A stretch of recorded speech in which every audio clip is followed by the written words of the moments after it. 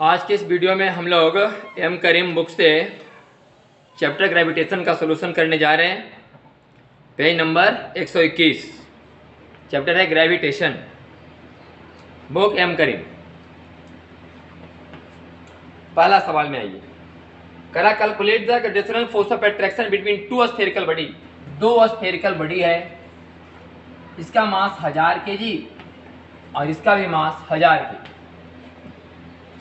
और दोनों रखा हुआ है 10 मीटर की दूरी पर। तो बताओ इसके बीच में कितना आकर्षण बल लगेगा। फॉर्मूला पता है, अब बराबर Gm1m2/r²। जी का मान क्वेश्चन में दिया गया है 6.67 × 10⁻11। m1 m2 कीजिएगा तो आ जाएगा 10 के पावर 6, 10 के पावर 3, 10 के पावर 3, 10 के पावर 6 और बटे r² मैंने 10 के पावर 2। अब 6 और 2 बचेगा 10 के पावर 4, अब -11 और 4 तो 7 4 11, तो 6.67 गुने 10 के power -7। Correct the distance between centre of two bodies is double. अगर दो बॉडी के बीच का दूरी दुगना कर दिया जाए, then how the force of attraction between them will change in the above question. देखिए आप समझिए, यहाँ मेन फार्मूला क्या होता है, बराबर Gm1m2/r² होता है। अगर कह रहा है कि distance between centre of two body is double, अगर दोनों के बीच की दूरी को दुगना कर दिया जाए, दुगना कर दीजिए, यहाँ 10 की जगह 20 कर दीजिए, 10 है ना, इसको 20 कर दीजिए तो दुगना कर दीजिए। यहाँ देखिए r को दुगना कीजिएगा, हाँ चलिए डायरेक्ट r को आप दुगना कीजिएगा, r को आप दुगना कीजिएगा तो फोर्स का मान क्या होगा, 4 गुना घटेगा। r को दुगुना कीजिएगा तो यहाँ पर 2r का स्क्वायर हो जाएगा, तो 2r का स्क्वायर 4r², तो फालतू में कौन आएगा, यहाँ वो 4 फालतू में आ जाएगा, मैंने फोर्स का मान 4 गुना घट जाएगा। इसका मतलब अगर किसी दो बॉडी के बीच की दूरी को दुगना कर दिया जाए, फोर्स का मान 4 गुना घट जाएगा। तो फोर्स का मान जब 4 गुना घटेगा, इसमें 4 से भागा दे देंगे।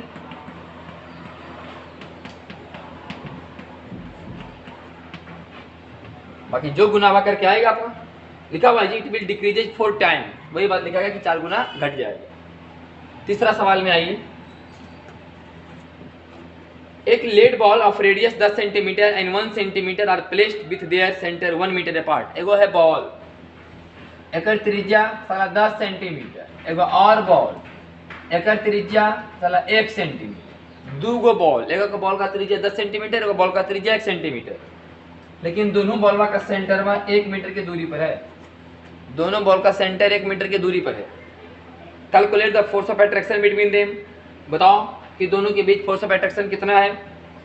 इफ रेडियस ऑफ अर्थ दिया गया है, डेंसिटी दिया गया है पृथ्वी का, और डेंसिटी लेड का भी दिया गया है, कि झुट्टे का इतना सब दिया गया है। हमको क्या क्या चाहिए भैया, देखो यहाँ F बराबर चाहिए G, तो G का मनवा ने साफ साफ नहीं देके क्वेश्चन में घुमा फिरा के दिया। देखो यहाँ हम लोग पढ़े थे ना कि G बराबर होता है Gm/r²।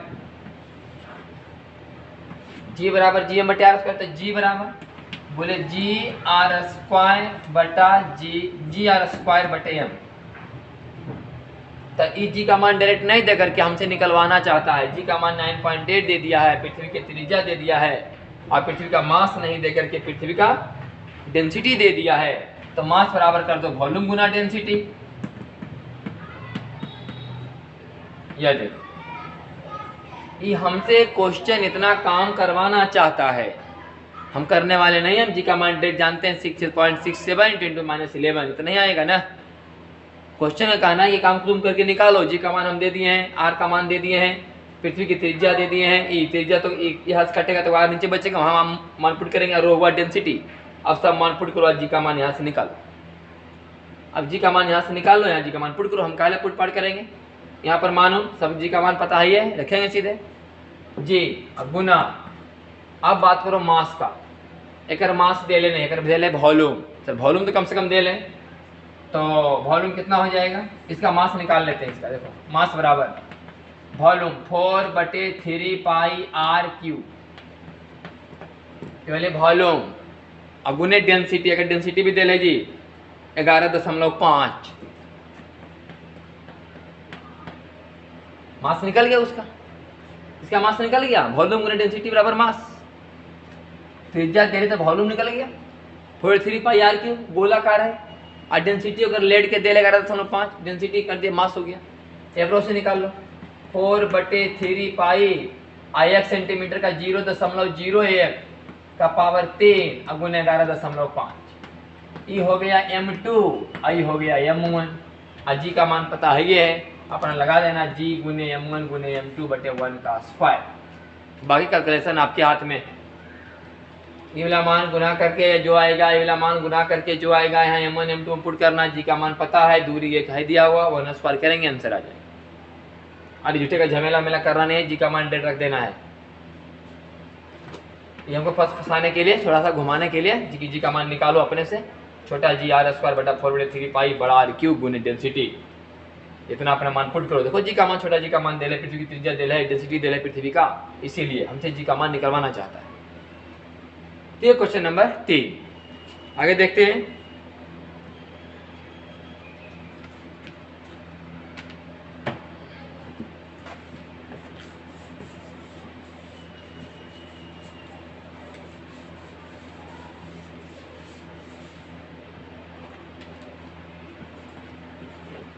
If the distance between the center of two point object is increased 3%, कह रहा है ना कि अगर distance between centre of 2 point object, 2 point object के बीच की दूरी को 3% बढ़ा दिया जाए, तो बताओ फोर्स कितना बढ़ जाएगा या घट जाएगा। जो करना है देखो, लंबा बताते हैं, एकदम लंबा करके, शॉर्ट में समझो। पहले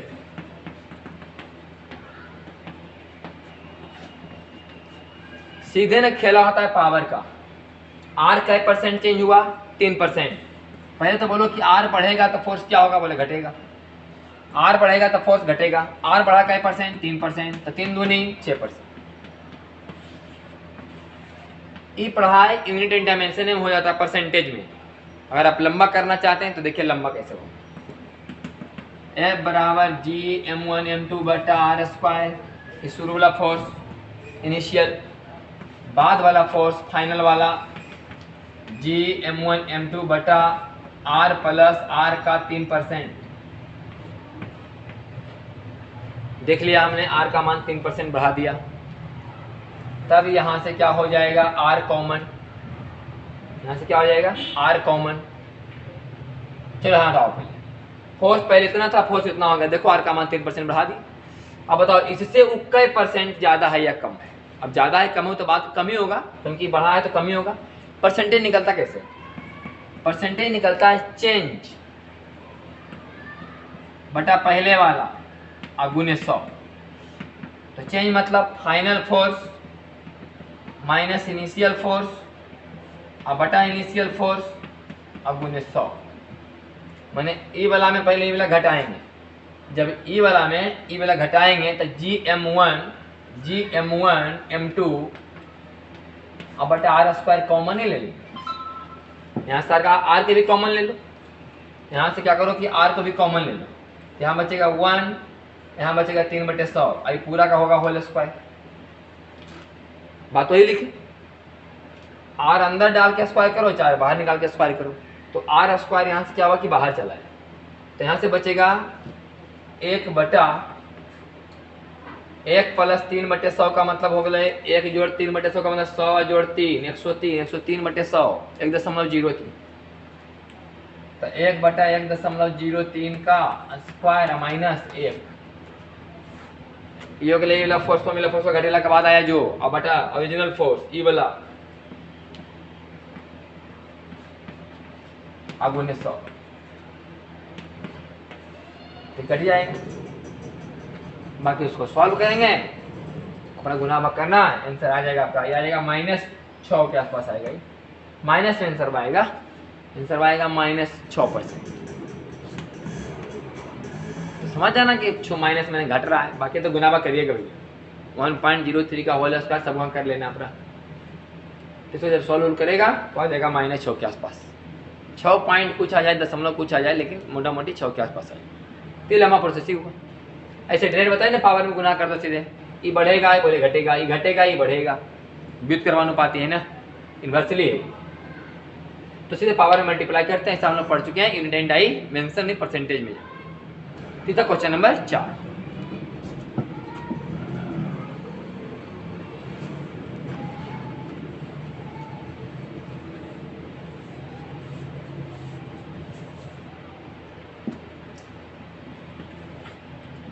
करा how the force of attraction will change if a glass plate is introduce between the two bodies.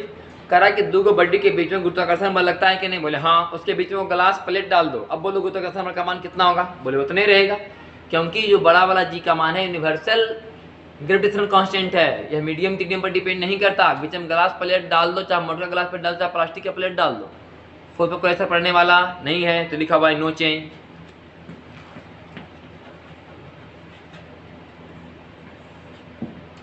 If earth attracts an apple, अगर पृथ्वी सेब को अपने तरफ खींचती है 10 न्यूटन से, तो बताओ कि सेब पृथ्वी की तरह से खींचेगी, 10 न्यूटन से। हम पढ़े हैं, अगर M1 M2 पर बल लगाना है तो M2 भी M1 पर उतना ही बल लगाएंगे, दोनों बल का मैग्नीट्यूड सेम होगा, डायरेक्शन जो हो जाए। और सेब वाला कहानी लिखा हुआ है, आप लोग सुनेंगे न्यूटन वाला कहानी, सेब वाला कहानी से गुरुत्वाकर्षण के बारे में हम लोग जानकारी मिलना शुरू हुआ, वहीं से कहानी स्टार्ट हुआ। तो सेब वाला कहानी तो बहुत यादगार वाला कहानी है। तो earth attracts an apple with a force 10 newton. पृथ्वी ने सेब को 10 न्यूटन से खींचा, बोले पृथ्वी इससे हुई पृथ्वी को 10 न्यूटन से ऊपर खींचती होगी। लेकिन लगता है कि सेब नीचे गिरा, पृथ्वी कहाँ ऊपर चढ़ रही है। अब सोचो कि 10 न्यूटन के मैंने 10 न्यूटन बल सेब पर लगेगा, 10 न्यूटन बल पृथ्वी पर लगेगा। पृथ्वी इतना बड़ा मास है, कोना में 10 से भागा देने में कोई उपाय है? 10 भागे पृथ्वी का मास और 10 भागे सेब का मास, तो पता चलबो करेगा कि सेब वाला में ऐसी रिलेशन है। पृथ्वी में पता चलते कुछ है, लेकिन वास्तव में जब हम लोग बनाते हैं कंजर्वेशन मोमेंटम के हिसाब से, तो हम लोग यही समझते हैं कि सेब नीचे आ रहा तो पृथ्वी ऊपर चढ़ रही है। कितना चढ़ेगा, बोले 0.0000 कितना जीरो रहेगा पता नहीं, बहुत कम स्पीड से कंजर्वेशन मोमेंटम के हिसाब से।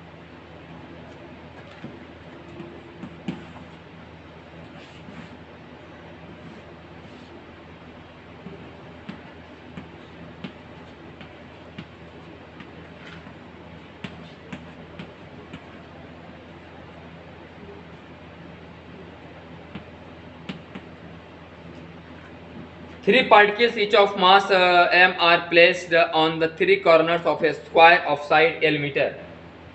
Calculate the gravitational force on the fourth particle of mass m placed at corner D. इस पर लगने वाला बल का मान बताओ। D नंबर कोना पर A B C मिल करके कितना बल लगाएगा, देख लो भैया। इन्हें बल लगेगा जिसका नाम होगा G M1 M2 बट्टा L स्क्वायर।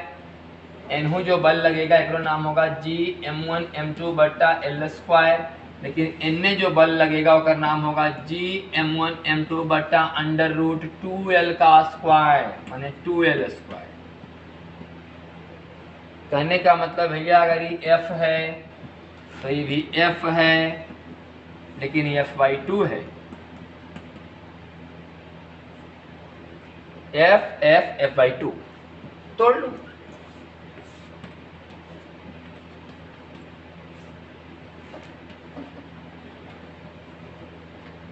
F/2 F का मान बाद में रख देंगे, G M square by L square. F का मान बाद में पुट कर देंगे। यही तीनों फोर्स है ना, 1 2 3, तीनों को तोड़ रहे हैं। देखिए यहाँ F को तोड़ेंगे, कोण 45 डिग्री होगा,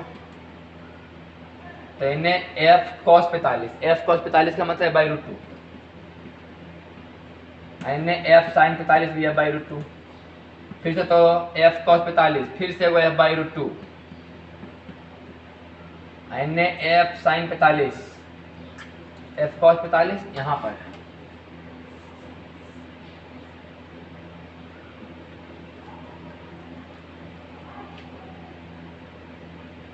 हाँ, यही तोड़ने में फायदा रहेगा। इस F को तोड़ो, एक F cos 45, यहाँ तोड़ो F sin 45, और इस F को तोड़ो, एक F cos 45, यहाँ तोड़ो F sin 45। देखो देखने वाले को लगता है कि ई तोड़ना चाहिए था, नहीं तो एक्स पर है एल, बाई पर है एल, ई ना कोना कोनी था, इसको तोड़ना चाहिए था। दिक्कत क्या था, कह रहा तोड़ा एल ने, तो इधर वो आई बचता है, वो जे बचता, फिर अंतिम में करे पड़ता आई वाला का स्क्वायर, जे वाला के स्क्वायर का रूट ओवर। पहले इसी को तोड़ दिए, F cos 45 F sin 45, मेरा तोड़ दिए F cos 45 F sin 45, आई दोनों सर अपने कट जाएंगे। आंसर ने कितना आया एक वो एफ बाई टू आ दू गो एफ बाई रूट टू, दू गो एफ बाई रूट टू, दू गो एफ बाई रूट टू माने रूट टू एफ, माने एफ कॉमन और root two plus one by two, और एफ का मान G M square by L square, F का मान G M square by L square, F का मान G M square by L square, आप ब्रैकेट में root two plus one by two along D B. देखो answer किधर आया, answer नहीं आया, एलॉन्ग डी बी, आंसर इधर आया ना, एलॉन्ग डी बी। आसान हुआ, आने तक की करते कि दोनों को छोड़ देते एफ को एकरा तोड़ते, तो फिर एन हो जाता है, वो एन कर जाता, अब फिर इसको जे में लिखती है, स्क्वायर में लिखती है, अब फिर तो साला करना ही पड़ता है, वाला अंकवा का स्क्वायर जे वाला अंकवा का स्क्वायर का रूट ओवर करना पड़ता, इसे फिर तोड़ दिया, एक इमरजेंसी दे दिया। क्वेश्चन नंबर 8,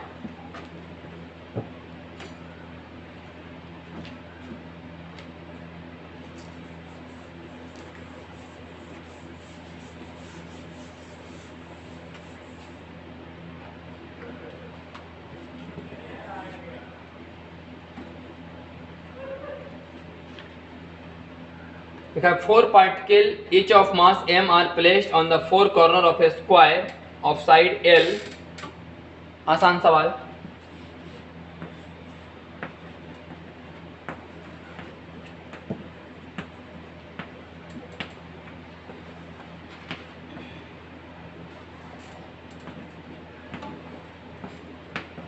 कराई चारों पार्टिकल मिल करके कोना पर जो एम एम एम एम है, सेंटर वाला पार्टिकल पर कितना बल लगाएगा, सेंटर वाला एम पर कितना बल लगाएगा, ऐसा नहीं, ई वाला एम को ई वाला एम खींचेगा अपने तरफ, तो ई वाला एम को ई वाला एम खींचेगा अपने तरफ, दोनों कैंसिल क्योंकि दूरी सेम है, ई एम खींचेगा अपने तरफ, ई एम खींचेगा अपने तरफ, फिर दोनों भी cancel, net force 0। 9 number, 3 particles each of mass m are placed at A, B and C।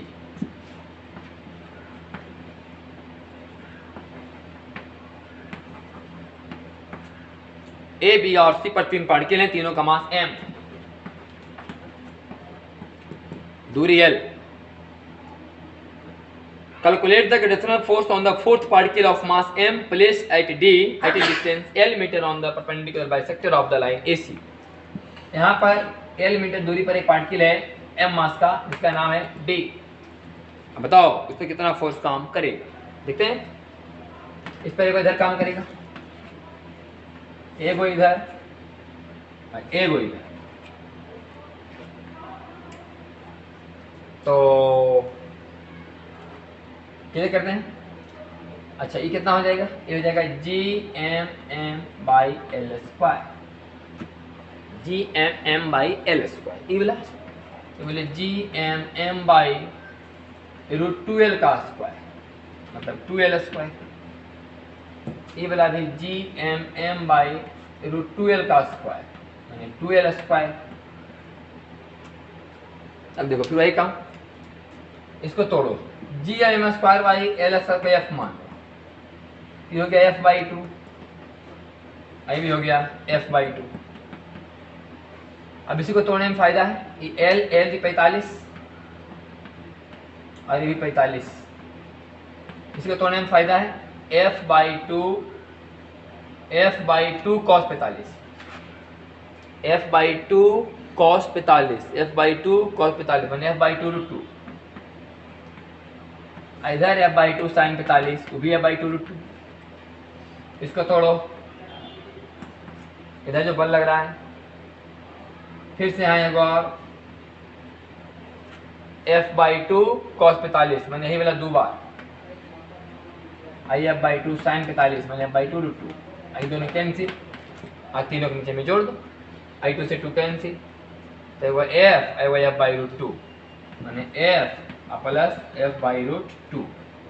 F किसको बोला गया, जी एम एम बटा एल स्क्वायर, तो जी एम एम बटा एल स्क्वायर ले लो कॉमन, अब बच जाएगा 1 plus 1 by root 2, 1 plus 1 by root 2 along DB, along DB। सब खेला वेक्टर का है जी। क्वेश्चन नंबर 9, आगे बढ़े question number 10।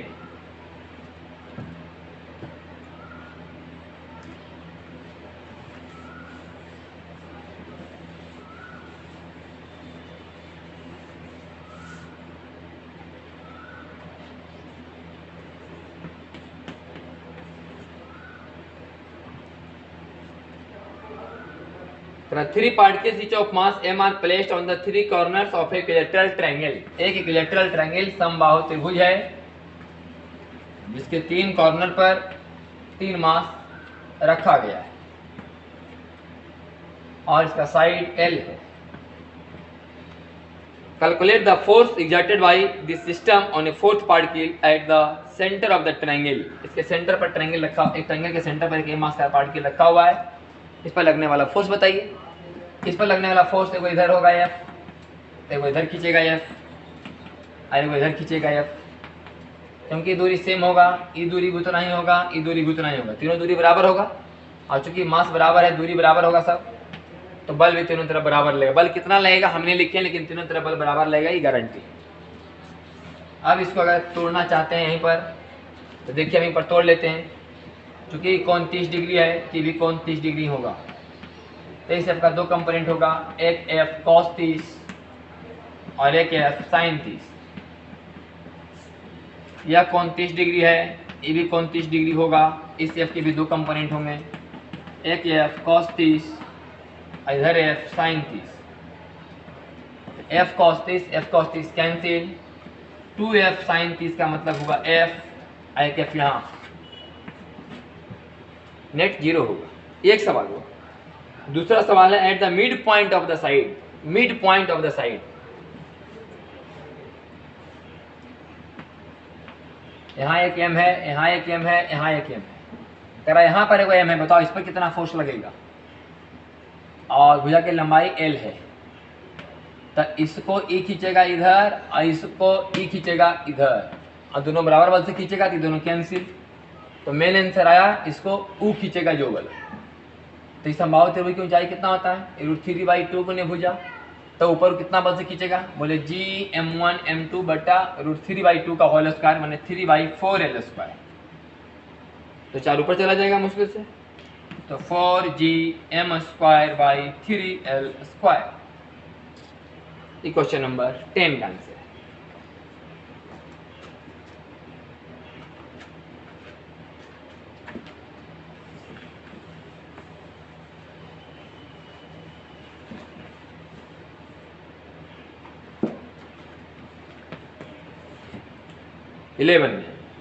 Current is observe that, यह परीक्षण किया गया है कि टू पार्टिकल्स, दो कण, इच ऑफ मास m, जिसका मास m है, moving around a circle of radius r due to their mutual gravitational force of attraction, then calculate the velocity of each particle.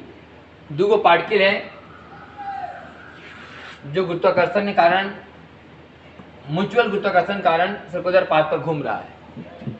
It is observe that two particles each of mass m are moving around a circle of radius r due to their mutual gravitational force of attraction, then calculate the velocity of each particle। एक particle m और एक particle m दोनों r radius के circular path पर घूम रहा है v speed से, तो यही v का मान बताना है। और ये बैलेंस में सब कुछ चल रहा है। अगर सब बैलेंस में घूम रहा है, क्यों घूम रहा है बैलेंस में, समझिए। इसको e खींचता होगा इधर, कितना फोर्स है, Gm1 m2 बटे 2r का स्क्वायर, जबकि सर्कुलर मोशन होने के चलते इस पर बाहर एक फोर्स लगता होगा mv²/r।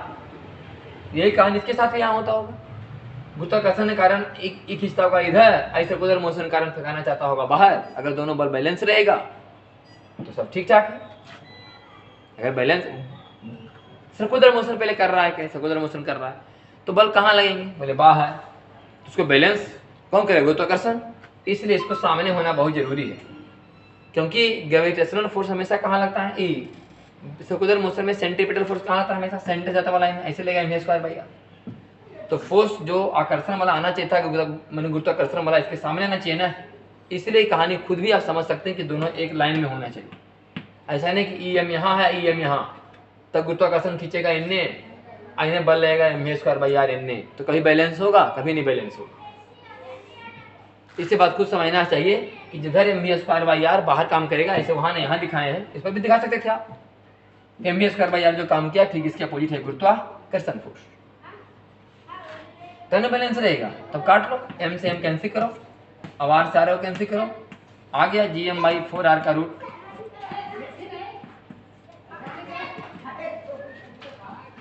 अगला सवाल, अभी दो पार्टिकल घूम रहा था गुरुत्वाकर्षण कारण ना, अब लिखा गया 3 particle of mass m rotate in A circle of radius r। ध्यान सुनिएगा, इसमें और कंसेप्ट क्लियर हो जाएगा। दो पार्टिकल का सवाल था और ये बात आप हम लोग समझा पाए आपको कि एकदम सामने सामने होना जरूरी है, क्योंकि mv² को बैलेंस तभी किया जा सकता है।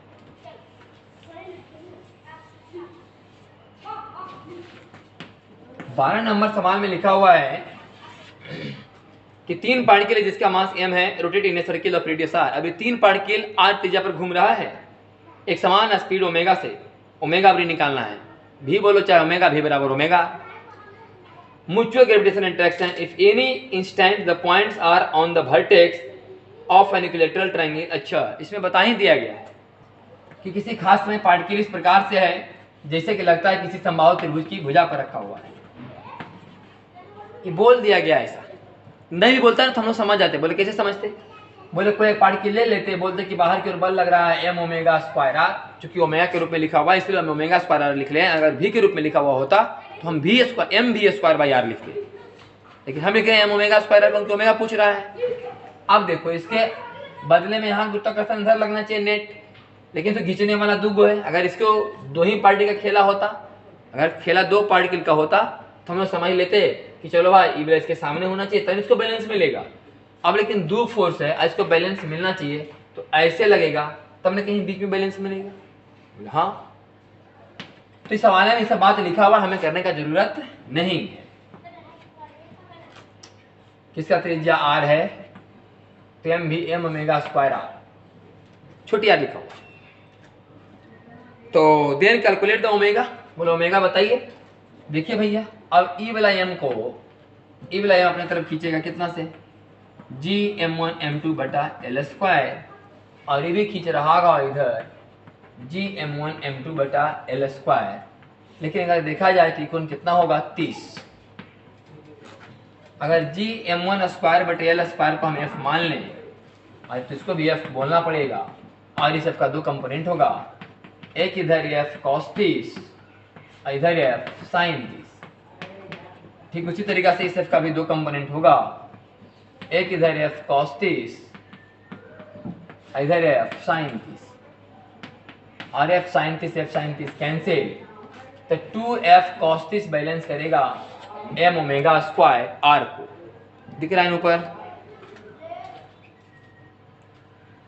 हाँ, 2f cos 30 बैलेंस करेगा, 2f cos 30 बैलेंस करेगा m ओमेगा स्क्वायर r को।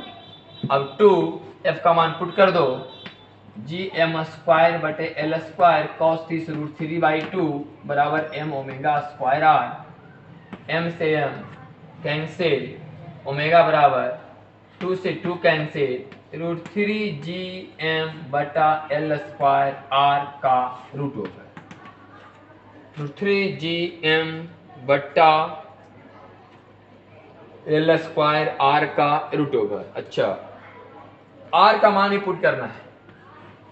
अब बोलो r कितना होगा भैया? r देखो क्या है, r y वाला, ई वाला या ई वाला, ये त्रिज्या। ये त्रिज्या कितना है? समबाहु त्रिभुज की ऊंचाई का 2/3। समबाहु त्रिभुज की जो माध्यिकाएं होती हैं दो अनुपातिक में काटती हैं, तो कितना होगा? समबाहु त्रिभुज की ऊंचाई का 2/3, मतलब r का मान होगा √3/2 गुने भुजा का 2/3, मतलब 2 से 2 कैंसिल, आएगा l/√3। तो यहाँ पर आप r का मान पुट कर दो, l/√3, तो l रह जाएगा नीचे और √3 चला जाएगा ऊपर, तो √3 चला जाएगा ऊपर, तो हो जाएगा 3gm/l³ का रूट ओवर बराबर ओमेगा। 3gm/l³ का रूट बराबर ओमेगा। यही आंसर है। 13 नंबर में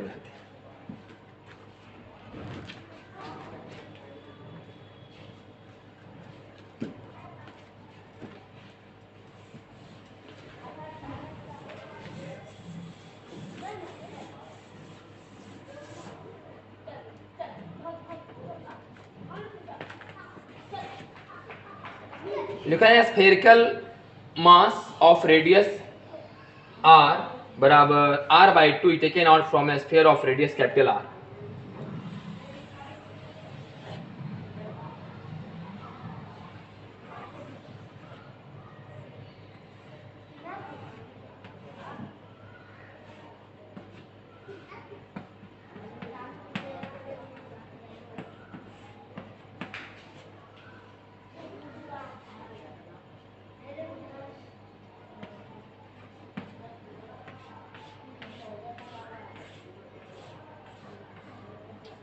पूरा गोला था ये, जिसका डेंसिटी रो है, रो डेंसिटी वाला ये पूरा गोला था, इसमें से इतना काट के निकाल लिया गया है। Calculate the force which this sphere having a cavity, calculate the force which this sphere having a cavity will exert on a mass m placed at a distance x from its center। इसके centre से x distance पर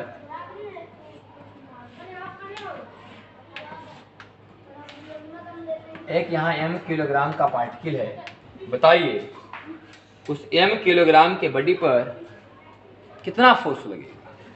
सवाल clear है?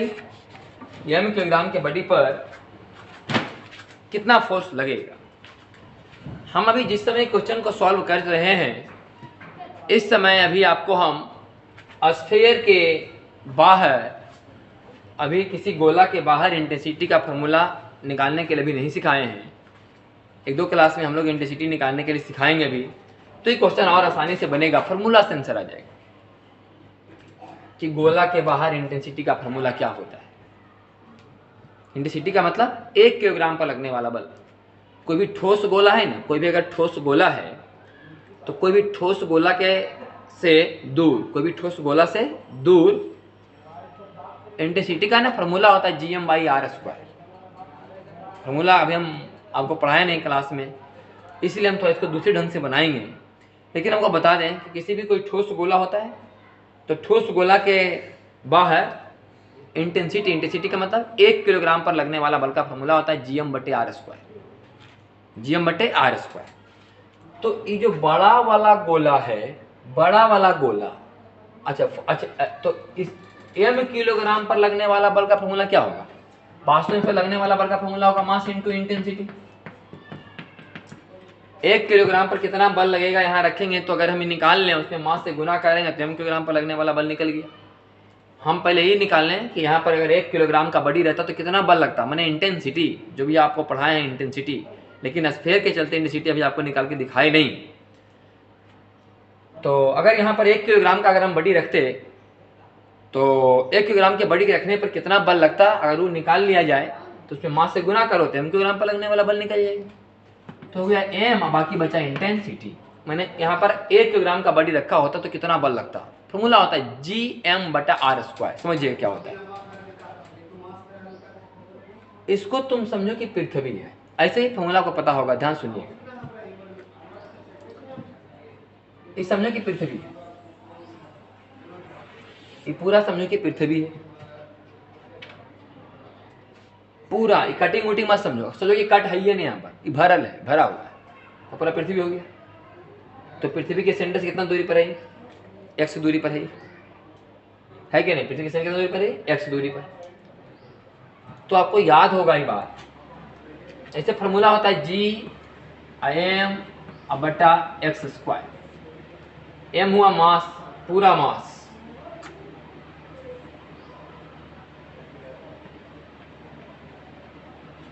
लिख दिया whole, whole मैंने पूरा मास। कैसे से हुआ ये बात भी समझा देते हैं आपको। आप कैसे पढ़ाते हैं कि पृथ्वी है, इसका रेडियस r है, आप पृथ्वी के सतह से h ऊपर जाओ और बताओ कि यहाँ पर g का मान क्या है। g का मान मतलब 1 किलोग्राम पर लगने वाला बल। तो आप कैसे सिखाते थे? ऐसे मान लो कि पृथ्वी है, बताए थे, और g का फॉर्मूला कितना था? बोले Gm/r। r कितना हो गया? बोले r+h का होल स्क्वायर। कराया हुआ है पृथ्वी के सरफेस से h ऊपर g का मान क्या होता है निकलवाया गया था, Gm/r+h का होल स्क्वायर। m क्या है? इसका मास। अब r+h क्या है? सेंटर से दूरी। यहाँ सेंटर से दूरी क्या है? बोले x, तो लिखिए Gm/x²। कोई दिक्कत नहीं हुआ, ये फॉर्मूला ही होता है। जब फॉर्मूला पे लाएंगे तो यही लाएंगे, लेकिन आपको करके दिखाया गया था ना कि पृथ्वी के सतह से ऊपर जाने पर g का मान कैसे चेंज होता है। तो ये पृथ्वी था और पृथ्वी के सतह से हम लोग कितना ऊपर गए थे? h। और पृथ्वी के सतह पर g का फॉर्मूला पता होता था हमको, Gm/r²। तो हम लोग इसे पूरा पृथ्वी का सतह बनाने के चक्कर में इसे घेरे थे कि मान लो कि पृथ्वी यहाँ तक का साइज का है, तो रेडियस हो गया r+h, तो लिखो r की जगह r+h का होल स्क्वायर। और ये मास, पूरा मास, इसमें तो मास है ही नहीं, तो वही बात यहाँ समझ लो, g मास/x²। लेकिन ई तो निकल गया पूरा इसका, लेकिन भैया उसमें से इतना तो कट है ना। तो बोले हाँ इतना तो कट है। तो बोले अब इसको पृथ्वी मान करके फिर से इंटेंसिटी निकालो और इसका वाला घटा दो उसमें। ये तो पूरा का निकल गया, इसका वाला घटा दो। तो बोले इसे कैसे निकलेगा? बोले ऐसे जी मास उसका वाला जो कट है अब बटे दूरी, तो सेंटर से दूरी लाएंगे इसका, दूरी सेंटर से लेंगे ना, यहां से नहीं एक्स है, यहां से एक्स थोड़े, यहां से बोले x minus R by 2।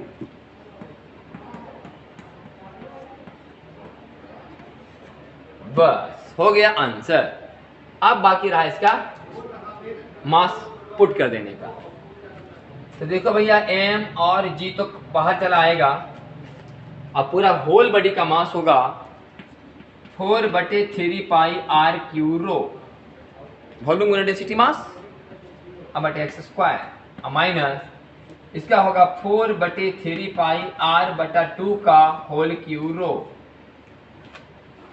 4/3 pi r by 2 का होल क्यू होगा ना, अब बटा x माइनस r बाई 2 का होल स्क्वायर। अब यहाँ से कुछ और कॉमन लग रहा है हमको, 4/3 पाई r क्यू रो, सब कॉमन यहाँ से लग रहा है। तो यहाँ से बच जाएगा 1/x स्क्वायर माइनस 1/2 दूनी 4 दूनी 8 x माइनस r बाई 2 का whole square.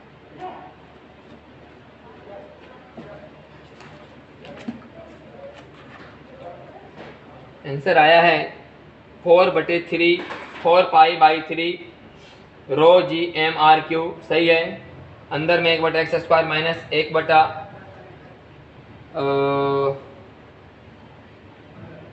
2x minus R, 2x minus R का होल स्क्वायर, दूनी 4 दूनी 8 आ जाएगा। इसको कैलकुलेट कीजिएगा, आंसर आ जाएगा।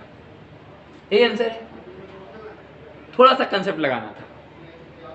बाकी अगर इसका फॉर्मूला की तरह याद कर लें तो अच्छा होता है। यहाँ से ये बस सिखाया गया था, ऐसा करना है जी आई एम सेंटर से दूरी का स्क्वायर, जी उसका मास सेंटर से दूरी का स्क्वायर। ये पृथ्वी के सतह से h हाइट ऊपर जाने पर जब जी का मान पढ़ाया गया था तो ऐसे बताया गया।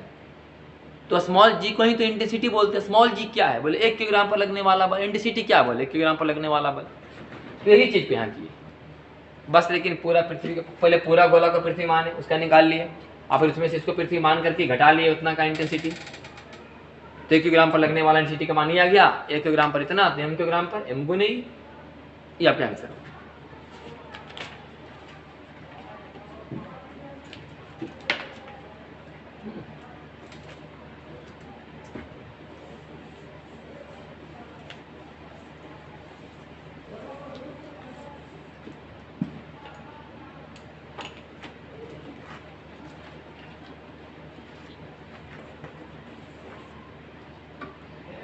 कहा कि weight of man on the surface of earth 50 kilo. एक आदमी का वजन पृथ्वी की सतह पर 50 किलो है। What would be the weight at the centre of earth? Centre पर क्या होगा?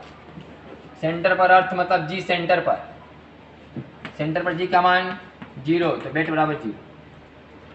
पृथ्वी के सेंटर पर जी का मान 0 तो वेट बराबर 0।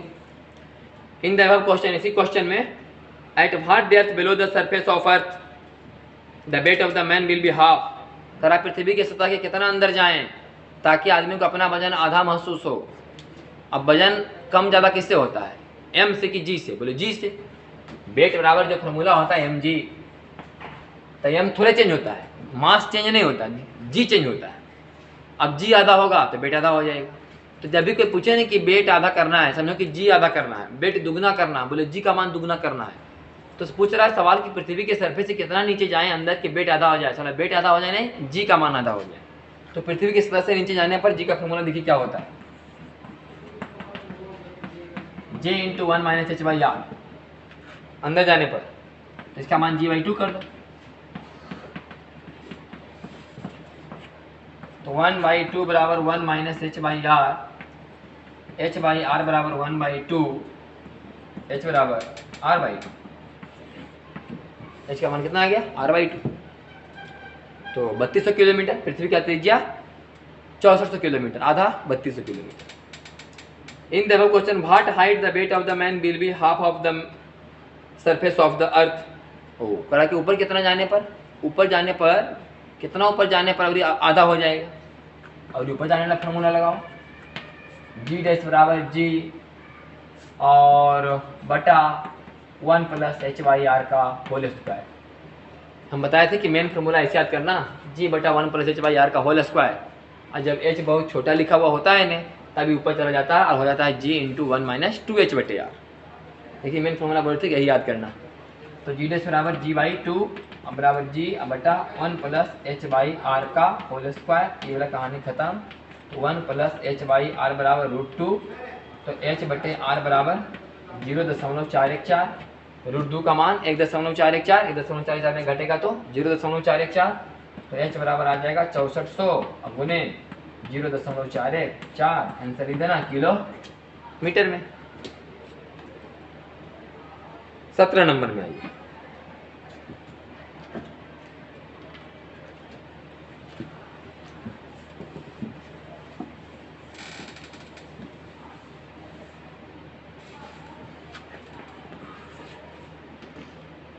इन which of the following case, किस स्थिति में station due to gravity decreases more rapidly, ज़्यादा तेजी से घटता है। Near the surface of the earth, पृथ्वी के सतह के नज़दीक में, माने जब हम h is very very less than का बात करें तब, तो जे नीचे जाने का फार्मूला क्या होता है, g × 1 - h/r। और जी ऊपर जाने का फार्मूला क्या होता है, g × 1 - 2h/r। बोले फार्मूला क्यों लिखे, क्योंकि क्वेश्चन कर रहा है कि उस समय का बात करो जब हाइट बहुत छोटा है। तब बताओ g का मान किधर तेजी से घटता है, तो बोले इधर तेजी से घटता है, क्योंकि यह g - 2gh/r, आई तो है g - सिर्फ gh/r। तो इसमें ज़्यादा घटा ना, इसमें घटा 2gh/r, इसमें घटा gh/r, तो ज़्यादा इधर घटा। तो ज़्यादा तेजी से कहाँ जाता है, ऊपर जाने पर g का मान थोड़ा ज़्यादा स्पीड से घटता है। अगला सवाल 18 करा कि diameter of earth becomes 2 times. Diameter 2 times का मतलब त्रिज्या 2 गुना। पृथ्वी का त्रिज्या दुगुना करने के लिए बोल रहा है। At present value and its mass remains unchanged, mass वही का वही है। पृथ्वी का त्रिज्या दुगुना हुआ है, मास वही का वही है। Then how the weight of man of the object on the surface of the earth is affected। तो बताओ कि पृथ्वी के सतह पर किसी आदमी के भार पर क्या प्रभाव पड़ेगा। मतलब भार मतलब mg, im पर प्रभाव पड़ता नहीं, जो प्रभाव g पर पड़ेगा वही प्रभाव भार पर पड़ेगा। जो प्रभाव छोटा वाला g पर पड़ेगा वही प्रभाव भार पर पड़ेगा। तो माने कि छोटा वाला g पर क्या असर पड़ेगा, देखते हैं। अब g का मान हो जाएगा gm/r²। gm तो m है लेकिन r का मान हो जाएगा 2r का स्क्वायर, तो 4r², जबकि gm/r² पहले वाला g था।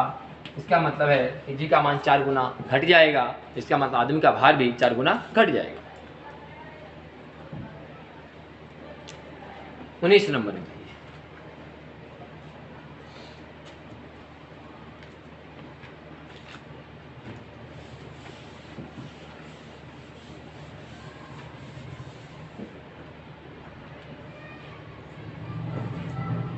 Calculate the value of acceleration due to gravity at a height r from the surface of earth। ऊपर जाने पर h का मान r रखना है,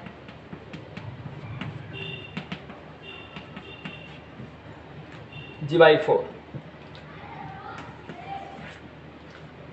At what height above the surface of the earth, पृथ्वी की सतह से कितना ऊपर जाने पर weight of the man will be 20 kilo if his weight on the surface is 80 kilo. पृथ्वी की सतह पर 80 किलो वजन है, कितना ऊपर जाने पर वजन 20 किलो बताएगा। माने कि वेट 4, मतलब जी का मान क्या हो गया है, 4 गुना घट गया है। 80 किलो बता रहे लो, और कितना ऊपर जाने पर वो 20 किलो बताएगा, मतलब वेट कमा होगा ना। 80 किलो बता रहा है, आप पृथ्वी की सतह ऊपर जाने पर कितना बताएगा, 20 किलो बता रहा है, माने वहाँ जी का मान क्या हो गया है, घट गया है। ऐसे देखिए, ये बात थोड़ा इंटरेस्टिंग है, थोड़ा सुनने लायक। कि मान लिया कोई तराजू से हम यहाँ पर तौले, कोई तराजू पर किसी बटखारा से तौले 80 किलोग्राम के बडी को, तो 80 किलोग्राम का बटखारा एक तरफ और 80 किलो का बडी एक तरफ, तौल दिया, बोले 80 किलो। अब यही तराजू और यही बटखारा लेकर के ऊपर जाएगा पृथ्वी की सतह पर, तो फिर आपको लगेगा 80 किलो, लेकिन महसूस नहीं होगा 80 किलो, हो गया है 20 किलो ना। लेकिन 20 किलो क्या बटखरवा हो गया 20 किलो के, और वस्तु भी हो गया 20 किलो के। वस्तु का महसूस फील होगा ना 20 किलो लाइक, फील होगा कि 20 किलो लाइक है। भार एक्चुअली में भार घट गया। किसी को ऐसा लगता है कि साला 20 किलो 80 किलो कैसे हो गया, मैंने समझाया तो ही जाता है कि मास के भी चेंज नहीं होते, तो मास कैसे चेंज हो गया, 80 किलो हो गया 20 किलो कैसे मास चेंज हो गया। यहाँ तो मास चेंज नहीं हुआ, फील होगा। यहाँ 80 किलो लाइक फील हो रहा है, वहाँ 20 किलो लाइक फील होगा। वास्तव में आप किसी बटखारा से 80 किलो के बटखारा से मतलब आपको 80 किलोग्राम का वस्तु तौलिए, और फिर जाके कहीं और तौलिए 80 किलोग्राम के बटखारा से 80 किलो का वस्तु, तो कहीं जाके तोलेगा तो 80 किलो बताएगा।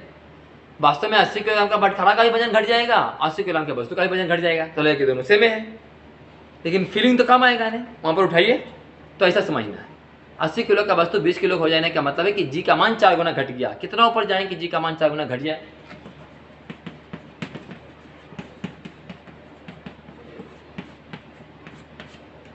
इसका मतलब 4 का मतलब 2 का स्क्वायर, तो 1 प्लस h बाई आर बराबर 2। दोनों तरफ वर्गमूल कर दिए, h बराबर आर। 21 नंबर,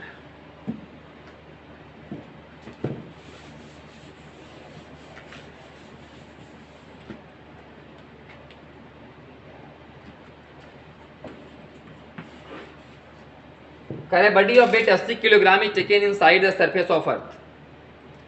80 किलोग्राम की बॉडी को पृथ्वी के अंदर ले गए, at what depth each will be 60 kilogram. 80 वाला हो गया 60 किलो, अब कै गुना घटा?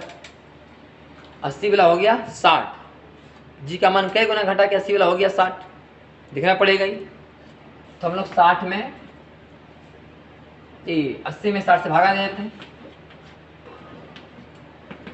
तो 2 चौक 8 और 2 तिया 4/3 गुना कम गया है। जी का मान 4/3 गुना कम गया है। अभी क्या पड़े था, 80 वाला हो गया था 20 किलो, तो आप बोले कि जी का मान 4 गुना घट गया है। 80 वाला महसूस हुआ 20 किलो, आप बोले कि 4 गुना जी का मान घट गया है, तो 80 वाला महसूस हुआ 60 किलो, तो जी का मान कितना गुना घट गया? 4/3, मतलब जी बटा 4/3। नीचे जाने पर g into 1 minus h by r, तो जी से जी कैंसिल, 3/4 बराबर 1 माइनस एच बटे आर, तो एच बटे आर बराबर 1/4, एच बराबर r/4, 6400/4 बराबर 1600। 22 में calculate the percentage change in acceleration due to gravity on the surface of earth. पृथ्वी के सतह पर जी के मान में कितना परसेंट का चेंजिंग आएगा if the radius of earth shrinks by 2%, अगर पृथ्वी की त्रिज्या 2% कम हो जाए। एज्यूमिंग डेंसिटी सेम, यही मेन सवाल का मेन पॉइंट है, डेंसिटी सेम है, मास सेम नहीं है। मास सेम रहता नहीं तो कहते कि 2 दूनी 4, 2 दूनी 4%। आर का मान क्या हुआ है, हाँ पृथ्वी की त्रिज्या 2% घटी है, तो जी का मान बोलते कि 4% बढ़ जाएगा। अगर मास कांस्टेंट होता तो डेंसिटी है, इसे फॉर्मूला डेंसिटी बढ़ जाएगा, तो मास बराबर हो गया वॉल्यूम गुना डेंसिटी बटे आर स्क्वायर। अब आप देखो कि जी बराबर आ गया G4/3 पाई आर रो। अब जी आर का समानुपाती है और पावर कितना है 1, मतलब आर का मान अगर घटा है 2% तो जी का मान भी घटेगा ही 2%। आर का मान अगर घटा है 2% तो जी का मान भी क्या होगा, घटेगा ही 2%। लेकिन यही सवाल फिर से देखिए 23 नंबर में क्या लिखा हुआ है, सवाल सेम टू सेम है, खाली लिखा कि मास टू बी सेम। अब ये 23 नंबर सवाल में लिखा है कि मास सेम। अब बताओ जब मास सेम हो जाएगा तो जी और आर में रिलेशन ऐसा वाला होगा। अब आर 2% घटेगा तो जी का मान 4% बढ़ेगा, तो मौखिक सवाल हो गया ही 4% बढ़ेगा।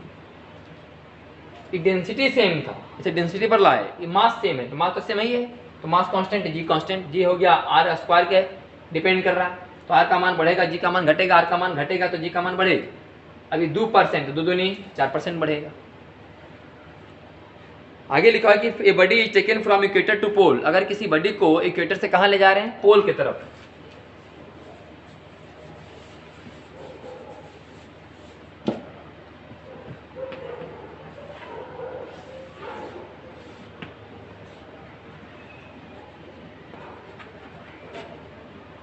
तो how the weight of the body will change, आदमी के भार में क्या असर पड़ेगा। भार मतलब छोटा वाला जी, आपको हमेशा पता आ गया था कि यहाँ जी का मान कम होता है, यहाँ जी का मान ज़्यादा होता है, इसका मतलब कि वेट का मान बढ़े। आपको बताया गया था शेप के कारण कि पृथ्वी का शेप भी अगर ऐसे मान लो थोड़ा सा टी त्रिज्या ज़्यादा है तो यहाँ जी का मान कम होगा, ए त्रिज्या कम है यहाँ जी का मान ज़्यादा होगा, या तो इस कारण से, या तो due to rotation of earth भी समझ में आया होगा। तो ये बात समझ में, यहाँ जी का मान कम, यहाँ जी का मान ज़्यादा होता है, तो आप इक्वेटर से पोल की तरफ जाएंगे तो किसी आदमी का वेट क्या होगा, बढ़ेगा, क्योंकि जी का मान बढ़ेगा। तो ये हो गया क्वेश्चन नंबर आपका 24। नेक्स्ट क्लास में हम 25 से सॉल्व करेंगे।